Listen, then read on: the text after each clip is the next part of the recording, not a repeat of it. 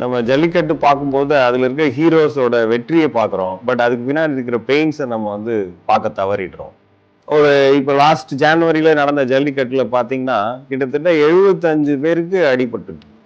அதுலயும் மெயின்லி எந்தெந்த பார்ட் அடிபட்டிருக்குன்னு பார்த்தீங்கன்னா, ரிஸ்ட்ல அவங்களுடைய மணிக்கட்டுல நிறைய ஃப்ராக்சர்ஸ் ஆயிருக்கு.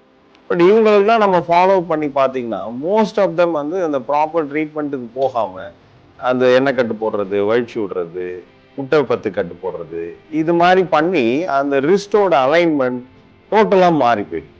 ஸோ அந்த ஃபிங்கர்ஸும் ஃபோர் போனும் ஒரே அலைன்மெண்ட்ல இல்லாம கொஞ்சம் மேலே கீழே ஏறி இருக்கிறதுனாலையும், கை அப்படியே ஒரு பக்கமா திரும்பிடுறதுனாலையும் அந்த ரிஸ்டோட ஃபுல் பவர் வந்து ஸோ முதல் ஜல்லிக்கட்டுல ஹீரோவா இருந்தவங்க அடுத்த ஜல்லிக்கட்டுல பார்ட்டிசிபேட் பண்ண முடியாத கூட ஆயிடுறாங்க.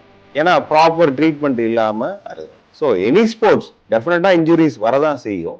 பட் ப்ராப்பர் ட்ரீட்மெண்ட் இல்லைன்னா நம்மளோட போன்ஸ் வந்து மால் அலைன்டா சேர்ந்துருக்கு. ஸோ ஒரு ஜாயிண்டோட அலைன்மெண்ட் போயிடுச்சுனாலே அந்த ஜாயிண்டோட பவர் 50% வந்து குறைஞ்சு போயிடும். ஆன் டாப் ஆஃப் தட் கொஞ்ச நாள் கழிச்சு பார்த்தீங்கன்னா அந்த ஜாயிண்ட்ல மூட்டு தேய்மானம் வர்றதுக்கான வாய்ப்புகள் அதிகம் இருக்கு. பிளஸ் ஸ்டிஃப்னஸ் டெவலப் ஆயிடுச்சுன்னா அவங்களோட ஈவன் சாப்பிட்றதுக்கு கூட அவங்களோட கஷ்டமாயிடுது. ஸோ ஒரு ஹீரோ திடீர்னு வந்து அப்படியே கொஞ்சம் ஜீரோவா மாறுறதுக்கு ஒரே ஒரு காரணம் வந்து பார்த்தீங்கன்னா இந்த இன்ஜுரிஸ். ஸோ இன்ஜுரிஸ் ப்ரிவென்ஷன் ஒரு பார்ட்.